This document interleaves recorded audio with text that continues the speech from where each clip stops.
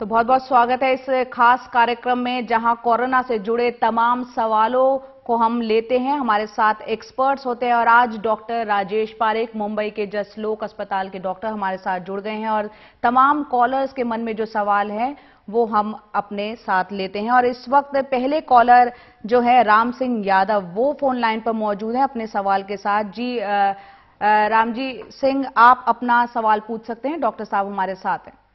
हाँ डॉक्टर साहब नमस्कार। डॉक्टर साहब ये हमारे जिज्ञासा ये थी कि आजकल देखने में आ रहा है कि शहर गली में लोग पुलिस कर्मियों पर, स्वास्थ्य कर्मियों पर, सफाई कर्मियों पर फूल फेंक रहे हैं, माला पहना रहे हैं। जबकि कोई चीज को एक संक्रमित आदमी हाथ लगा लेता है तो वो संक्रमण दूसरे को छूता है तो उसे भी संक्रमित होने की संभावना रहती है। आखिर ये ऐसा संभव है क्या कि ऐसा फैल सकता है कि नहीं फैल सकता है? जी डॉक्टर राजेश, फैल सकता है तो इसमें इस पर रोक क्यों नहीं लगाई जा रही? डॉक्टर राजेश, हाँ आपको आवाज मिल पा रही है? हाँ जी, आ रही है जी। तो अगर आपका सवाल मैं ठीक तरह से समझ पाया तो आप बोल रहे हैं कि ये फूल और ये सब चढ़ाने से कोई दिक्कत हो सकती है क्या? उनका ये सवाल था कि देखने में आया है जो कोरोना वॉरियर्स जो हैं, जो डॉक्टर्स हैं, वो घर लौटते हैं तो उन पर फूल बरसाए जाते हैं आसपास के लोग, तो उससे भी क्या कोरोना हो सकता है? बिल्कुल, वो तो पत्थर फेंकने से भी ज्यादा डेंजरस है। कुछ जगह में लोग गुस्सा होके हेल्थ केयर वर्कर्स पे पत्थर फेंक रहे हैं, वो बुरा है, लेकिन जो फूल हम चढ़ा रहे हैं उसके साथ वायरस आ सकता है। तो सब हेल्थ केयर वर्कर्स के लिए आपके आशीर्वाद अच्छे हैं, लेकिन जो आपने सवाल पूछा है वो बहुत ही महत्वपूर्ण है। फूल चढ़ाने की कोई जरूरत नहीं है क्योंकि उसके साथ आप वायरस भी चढ़ा लोगे। तो बिल्कुल यहाँ पर एहतियात बरतना बेहद जरूरी है, तो अपनी भावनाओं को भी कंट्रोल में रखें और जो एहतियात डॉक्टर्स बता रहे हैं उनको सभी का पालन करना चाहिए। अगले कॉलर जो है आकाश चौरे हमारे साथ जुड़ गए हैं। आकाश, अपना सवाल पूछिए। दुर्ग छत्तीसगढ़ से बोल रहा हूँ। मेरा सवाल ये है कि अभी बहुत सारी आवाजाही को छूट दी गई है ऑरेंज जोन में और ग्रीन जोन में। तो मेरा ये प्रश्न है कि हमारा जिला जो ग्रीन जोन में आता है, तो आगामी समय में और कितनी ग्रीन जोन, ऑरेंज जोन में जा सकते हैं? क्योंकि आवाजाही इतना बढ़ने से बहुत एहतियात बरतना पड़ेगा हम जैसे नागरिकों को। तो मेरा प्रश्न ये है कि अति विशेष क्या ध्यान देना पड़ेगा हमें, क्या सावधानी बरतनी पड़ेगी? क्योंकि अभी संक्रमण बढ़ने के चांसेस बहुत ज्यादा हैं। जी, फिर से सुनाई नहीं दिया अगर आप। जी डॉक्टर साहब, उनका ये कहना है कि अब green zone, orange zone, red zone अलग अलग बनाए गए हैं। जो लोग ग्रीन जोन में रहते हैं कई बार जो है वो ऑरेंज जोन में भी तब्दील होता हुआ हमने देखा है। तो ग्रीन जोन में जो लोग रह रहे हैं धीरे धीरे उसमें रियायतें बढ़ा दी गई हैं, तो क्या कुछ एहतियात उनको बरतना होगा? उनको इतना ही ध्यान रखना चाहिए जो उनका जोन है उसी जोन में रहना चाहिए। अगर कोई ऐसी सिचुएशन आ गई कि एक जोन में से दूसरे जोन में जाना है तो फिर बिल्कुल सभी प्रिकॉशन लेके जाना चाहिए, लेकिन अपने ही जोन में रहना चाहिए। जी, तो यहाँ पर अगले कॉलर भी हमारे साथ जुड़ गए हैं, मनिंदर सिंह जी। मनिंदर, अपना सवाल पूछिए। मनिंदर, आपको हमारी आवाज मिल पा रही है? हेलो जी मनिंदर, अपना सवाल पूछिए आप। जय हिंद सर, मैं नेत्र रोग डॉक्टर एस.के. बरेली वाले शमशाबाद से। मेरा क्वेश्चन ये है जी, कि क्या आंखों से छूने से कोरोना वायरस हो सकता है और इसके साइन सिम्टम क्या होंगे? जया जी, आपको वापस सवाल बोलना पड़ेगा क्योंकि आपकी आवाज तो बहुत अच्छी आ रही है। जी मैं भी दरअसल ठीक से उनका सवाल नहीं सुन पाई हूँ। शायद उन्होंने पूछा है कि डॉक्टर के संपर्क से संक्रमण फैल रहा है क्या? बिल्कुल, डॉक्टर, हेल्थ केयर वर्कर, सब लोग खुद भी बीमार पड़ सकते हैं और खुद भी इसको फैला सकते हैं। तो इसीलिए सब डॉक्टरों को, नर्सेस को बहुत ही सावधानी रखनी चाहिए और जो मास्क पहनना है, medical quality N95 mask, gloves, ये सब उनको इस्तेमाल करना चाहिए।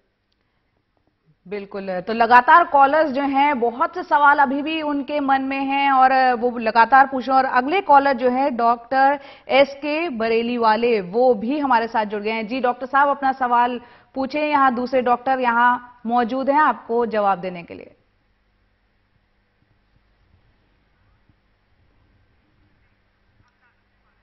चलिए, लाइन लगता है कट गई है। अगले कॉलर हैं शारिक अहमद, वो हमारे साथ जुड़ गए हैं। शारिक, अपना सवाल पूछिए। डॉक्टर साहब, मैं अभी अपेंडिक्स का ऑपरेशन कराया है और उसमें किस तरह का सावधानियां बरतना चाहिए कोरोना वायरस से, और क्या खाना चाहिए? जो एरिया मेरा रेड जोन है। जी क्या जी, मदद करिए मेरी, मुझे सवाल सुनाई दे मेरा। जी, अपेंडिक्स का उन्होंने अभी ऑपरेशन कराया है, क्या एहतियात बरतनी चाहिए, क्या कुछ खाना चाहिए, ये शारिक का सवाल है। बिल्कुल कुछ भी नहीं। ऑपरेशन होके कितने दिन हो गए हैं? अगर कॉलर हमारे साथ हो तो वो जवाब दे पाएंगे। चलिए, वो हमारे साथ अभी नहीं है लेकिन आपको सुन पा रहे हैं। आप इसका जवाब दे सकते हैं। जी, जो भी नॉर्मल प्रिकॉशन रहता है जो डॉक्टर बताएंगे कि सर्जरी की बात करना चाहिए, वही सब करना चाहिए। और अपने आप को आइसोलेशन में रखना चाहिए।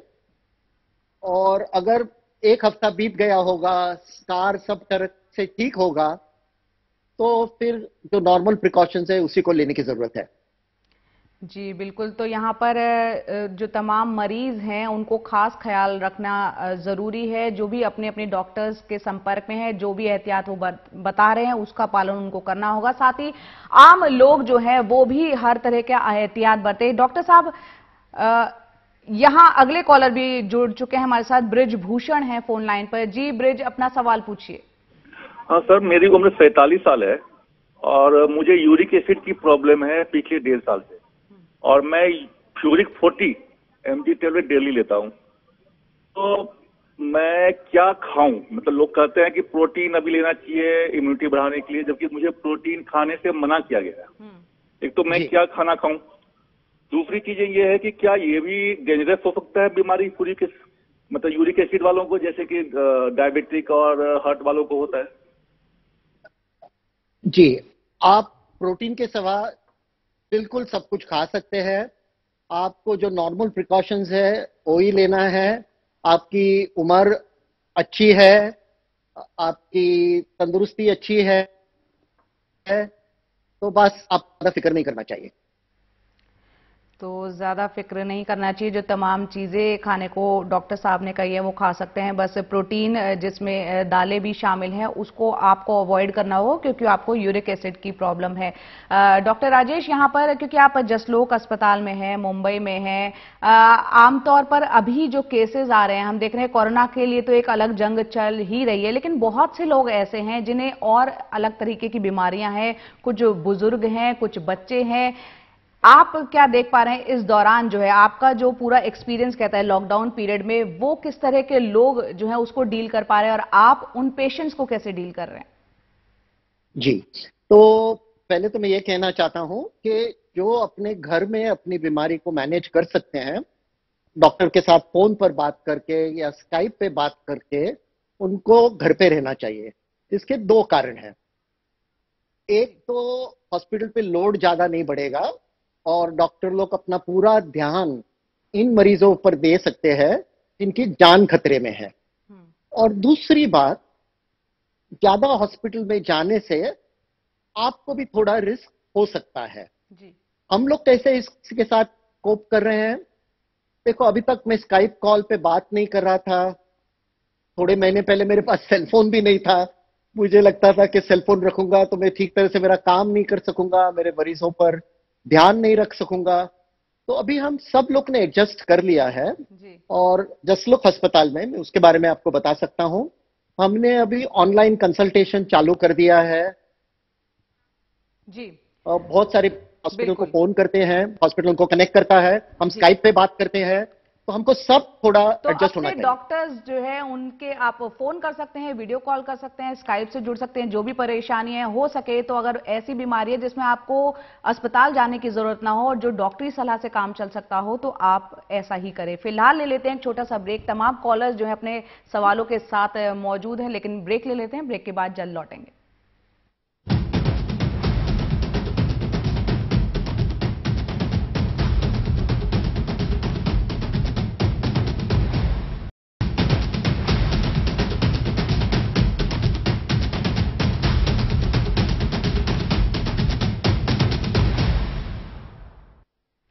तो कोरोना से जुड़े तमाम कॉलर्स हमको सवाल पूछ रहे हैं। हमारे साथ दूसरे खास मेहमान भी जुड़ गए हैं। यहां पर आपको बता दें कि डॉक्टर अजीत जैन, दिल्ली के Rajiv Gandhi super speciality hospital के, बहुत बहुत स्वागत है सर आपका। और साथ ही डॉक्टर राजेश पारेख, जसलोक अस्पताल के, मुंबई के डॉक्टर, वो भी हमारे साथ जुड़े हुए हैं। अगला कॉलर जो है हम देखते हैं फोन लाइन पर लखविंदर सिंह हमारे अगले कॉलर जुड़ चुके हैं। लखविंदर, अपने सवाल पूछिए।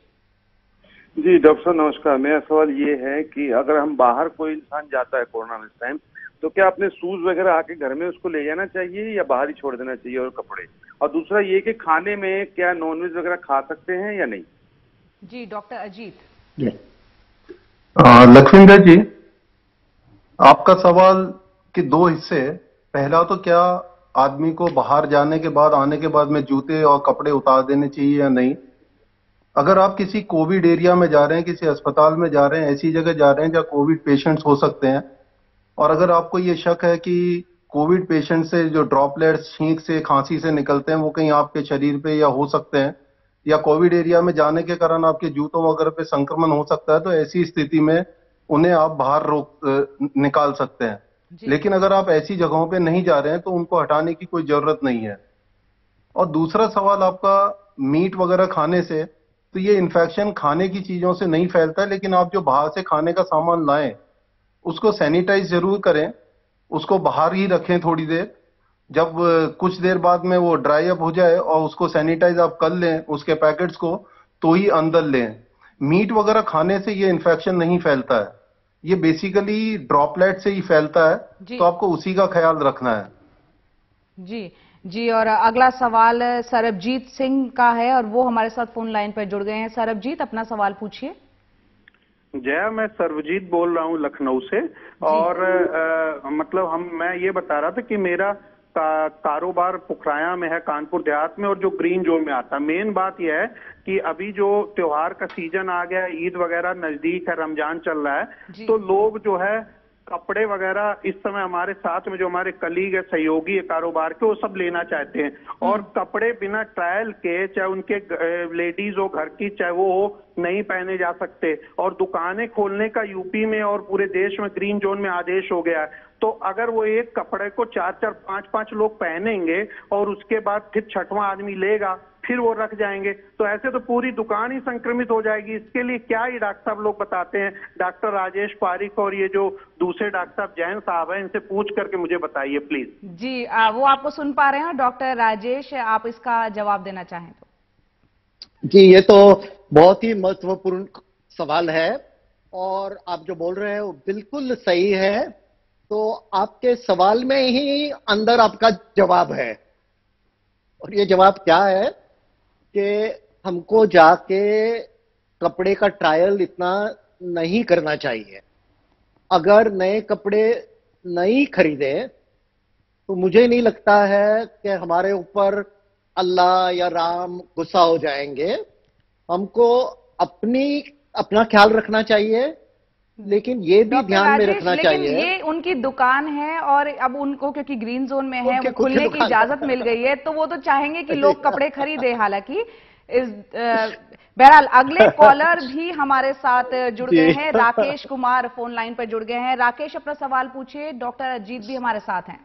जी डॉक्टर साहब नमस्कार, मैं राकेश बोल रहा हूँ पटना से।